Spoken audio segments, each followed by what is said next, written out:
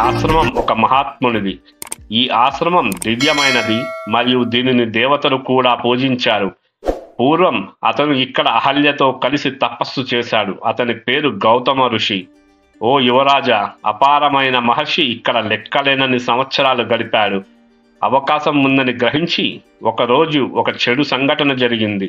ఆ 1000 కన్నుల వాడైనటువంటి సచిభట్ట ఒక ఋషి వేషం ధరించాడు. అతను ఇంద్రుడు ఆ ఋషి వేషము ధరించి అహల్య వద్దకు వచ్చి ఈ మాటలతో ఆమెను ఉద్దేశించాడు. ఓ మంచి నిష్పత్తి గలదాన, ఆనందాన్ని కోరుకునేవారు గర్భాధారణ సమయంలో వచ్చే వరకు ఎవరూ వేచి ఉండరు. ఓ సన్నని నడుము గలదానా, నేను నీతో సంభోగం చేయాలనుకుంటున్నాను. ఓ రఘువంశపు వారసుడా, ఋషి వేషంలో వచ్చినది 1000 కన్నుల వాడైన ఇంద్రుడు అని అహల్యకు తెలుసు. అయితే ఆమె కుతూహలం కారణంగా దుష్ట మనసున్న దేవతల రాజు కోరుకున్న దానికి అహల్య ఒప్పుకొని అంగీకరించింది. ఆమె హృదయంలో సంతృప్తి చెంది దేవతలలో ఉత్తముడితో ఇలా చెప్పింది. ఓ దేవతలలో ఉత్తముడా, ఓ ఇంద్ర, నేను చాలా సంతృప్తి చెందాను. ఓ ప్రభు, అయితే త్వరగా ఈ ప్రదేశం నుండి బయలుదేరండి. ఓ దేవతల ప్రభు, ఓ ప్రభు, ఎల్లప్పుడూ నన్ను మరియు నిన్ను రక్షించుకో. ఇంద్రుడు ఈ మాటలకు నవ్వుతూ అహల్యతో, ఓ అద్భుతమైన తొడలు కలిగిన దానా, నేను కూడా సంతృప్తి చెందాను. నేను ఎక్కడి నుండి వచ్చానో అక్కడికి తిరిగి వెళ్తాను. సంభోగం తర్వాత అతను కుటీరం నుండి బయటకు వచ్చాడు. ఓ రామ, అతను భయపడ్డాడు మరియు గౌతముడు తిరిగి వస్తాడేమో అని భయపడ్డాడు. గొప్ప ఋషి గౌతముడు లోపలికి వస్తున్నాడని ఇంద్రుడు చూశాడు. గౌతముడు తపస్సు బలంతో నిండి ఉన్నాడు మరియు దేవతలు మరియు దానవులు అతన్ని తట్టుకోవడం అసాధ్యమని భావించారు. అతను అగ్నిలా మండుతూ వివిధ తీర్థాల నుండి నీటితో తడిసి ఉన్నాడు. ఆ గౌతమ ఋషులలో ఎద్దు మంటలు మరియు కుసగడ్డిని సేకరించి అక్కడికి వచ్చాడు. అతన్ని చూడగానే దేవతల ప్రభువు అయిన ఇంద్రుడు చాలా భయపడ్డాడు. అతని ముఖం దుఃఖం యొక్క గుర్తులను కలిగి ఉంది. ఋషి దుస్తులు ధరించిన 1000 కళ్ళు కలిగిన ఆ ఋషిని ఈ గౌతముడు చూసి మంచి ప్రవర్తనతో నిండిన ఆ ఋషి చాలా ఉగ్రుడయ్యాడు. దుష్ట ప్రవర్తన ఉన్న ఇంద్రునితో ఆ ఋషి అయిన గౌతముడు ఈ మాటలు అన్నాడు. ఓ దుష్ట మనసున్న ఇంద్ర, నువ్వు నా రూపాన్ని ధరించావు మరియు ఈ పాపము చేశావు. చేయకూడనిది చేసినందున నువ్వు నపుంసకుడివి అవుతావు. మహాత్ముడైన గౌతముడు కోపంతో ఇలా అన్నాడు మరియు తక్షణమే 1000 కన్నులు ఉన్న ఇంద్రుని వృషణాలు అంటే టెస్టికల్స్ నేలపై పడిపోయాయి. శక్రుడిని శపించిన తర్వాత అతను తన భార్యను కూడా శపించాడు. నీవు ఇక్కడే నివసిస్తావు. 1000 సంవత్సరాలుగా గాలిని సేవిస్తూ ఆహారం లేకుండా నువ్వు తపస్సు చేసుకుంటూ బాధపడతావు. ఓ అహల్య, బూడిద మీద నిద్రపోతావు. అన్ని జీవులకు కనిపించవు. ఏ జీవరాశికి కనుబొమ్మలు ఉన్ని కంటితో కంటి చూపు ఉన్న ఏ జీవరాశికి నువ్వు కనిపించవు. ఈ ఆశ్రమంలోనే నువ్వు నివసిస్తూ ఉంటావు, కానీ ఏ జీవరాశికి నువ్వు కనపడవు. అజేయుడైన రాముడు, దశరథుని కుమారుడు ఈ భయంకరమైన అడవికి వచ్చినప్పుడు నువ్వు అతని వల్ల పవిత్రురాలివి అవుతావు. ఓ దుష్ట ప్రవర్తన కలిగిన దానా, అతను నీ అతిథిగా మారినప్పుడు నువ్వు నీ దురాశను గందరగోళాన్ని కోల్పోతావు. అప్పుడు నువ్వు నీ రూపాన్ని తిరిగి పొంది నన్ను మళ్ళీ తిరిగి చేరుకుంటావు. అత్యంత శక్తివంతుడైన గౌతముడు చెడు ప్రవర్తన కలిగిన వాడితో ఈ విధంగా మాట్లాడారు. సిద్ధులు మరియు చరణులు తరచుగా వచ్చే ఈ ఆశ్రమాన్ని అతను విడిచిపెట్టి వెళ్ళిపోయాడు. ఆ గొప్ప సన్యాసి అయిన గౌతముడు హిమాలయాలలోని ఒక అందమైన శిఖరంపై తపస్సు చేయడం మళ్ళీ ప్రారంభించాడు. అగ్ని ముందు భాగంలో బాధ కలిగిన ముఖంతో సంతానహీనుడైన శక్రుడు అనే ఇంద్రుడు దేవతలతో, అనేక మంది ఋషులతో, చరణులతో మాట్లాడాడు. నేను మహాత్ముడైన గౌతముని తపస్సుకు ఆటంకం కలిగించాను మరియు అతని కోపాన్ని రగిలించాను.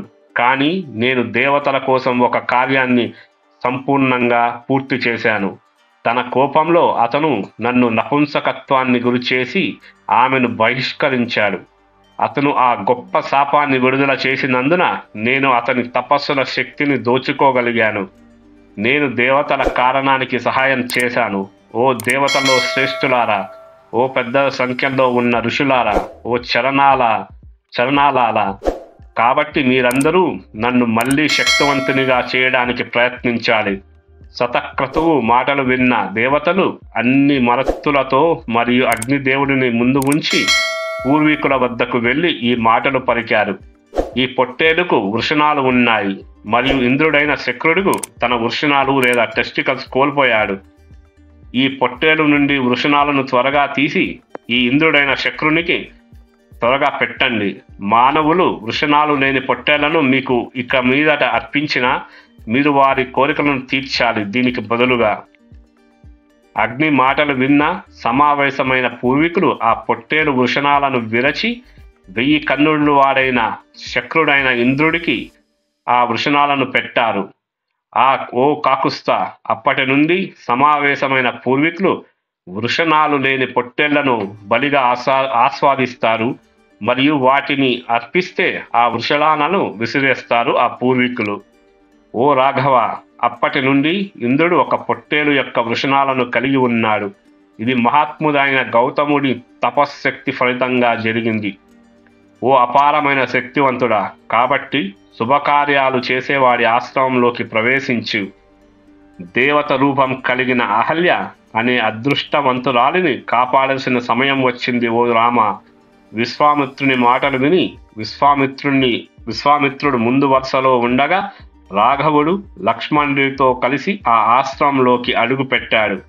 ఆమె తపస్సు కారణంగా ప్రకాశించే ఆ అదృష్టవంతురాలైన అహల్యను రాముడు చూశాడు.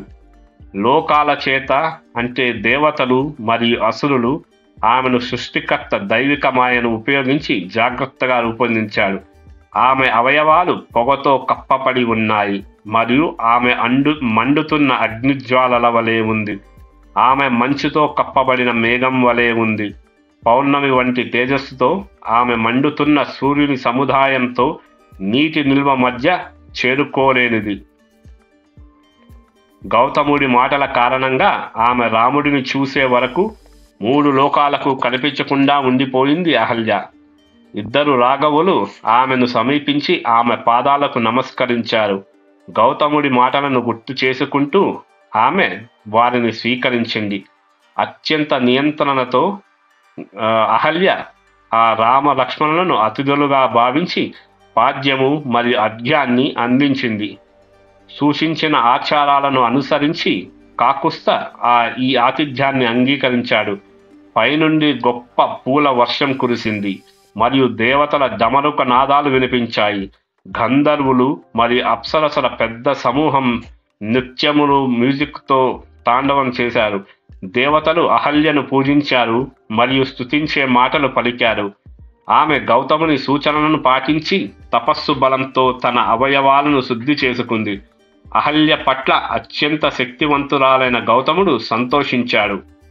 నియమాలను పాటిస్తూ ఆ మహా సన్యాసి రాముడిని పూజించింది. రాముడు గొప్ప ఋషి అయిన గౌతముడిని అద్భుతమైన రీతిలో పూజించాడు. సముచిత మార్గంలో ఆయనను కలిసిన తర్వాత శ్రీరాముడు ఇక మిథిలకు బయలుదేరాడు. విశ్వామిత్రుడు ముందు వరుసలో సౌమిత్రితో, రాముడు ఈశాన్య దిశగా ప్రయాణించి యజ్ఞస్థలానికి చేరుకున్నాడు. లక్ష్మణుడితో కలిసి రాముడు ఋషులలో పులితో ఇలా మాట్లాడాడు.